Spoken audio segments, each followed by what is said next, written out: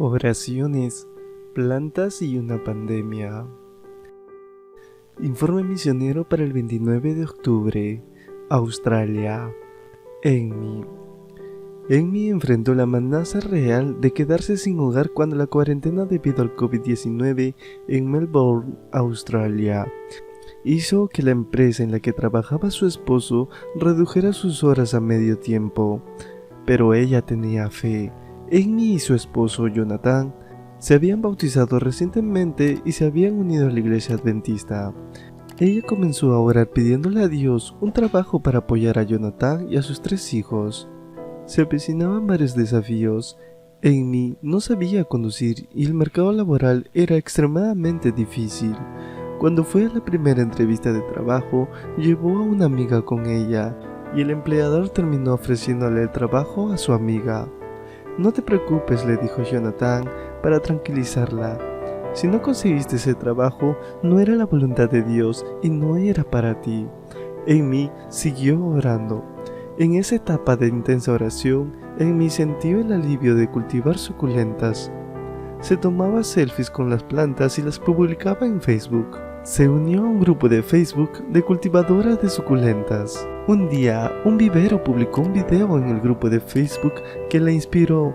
«Ojalá pudiera trabajar con ustedes», comentó en la web. «Me encantan las suculentas». «¿Dónde vive?», le preguntaron. Cuando dio su ubicación, el vivero respondió con una invitación para que llamara al dueño de la compañía. Él contestó el teléfono y dijo que estaba esperando su llamada. «¿Te gustaría venir al vivero y conversar esta tarde a las 4:30?» le preguntó. «Por supuesto», dijo ella. Estaba encantada porque el vivero estaba a poca distancia de su casa, no necesitaría depender de nadie para el transporte, pero ella quería que se hiciera la voluntad de Dios.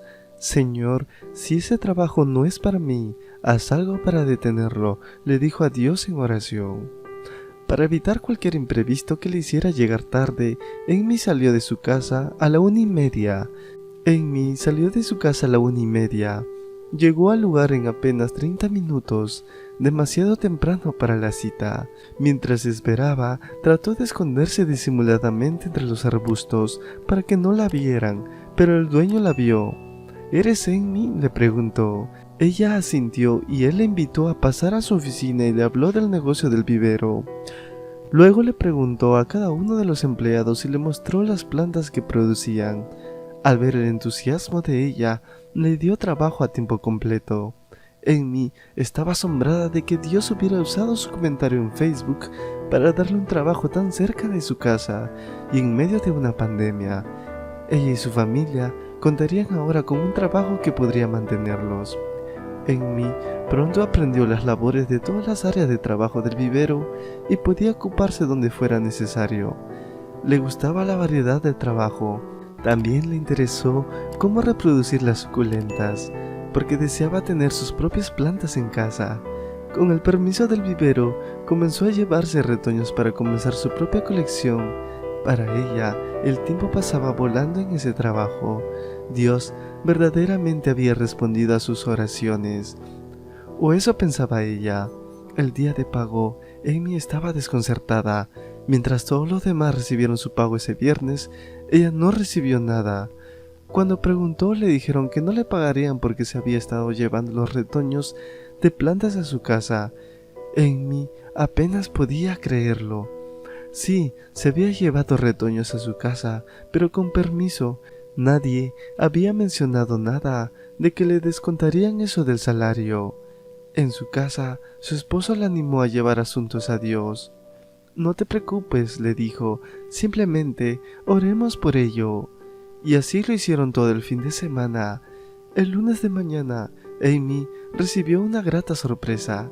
Cuando llegó al trabajo, antes de que pudiera preguntar sobre su salario, la esposa del dueño se acercó a ella con un hermoso papel y una sincera disculpa.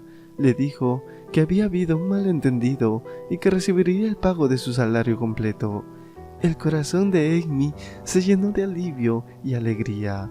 Una vez más, Dios había respondido a sus oraciones. Ella y su familia podrían mantener su hogar en medio de la pandemia.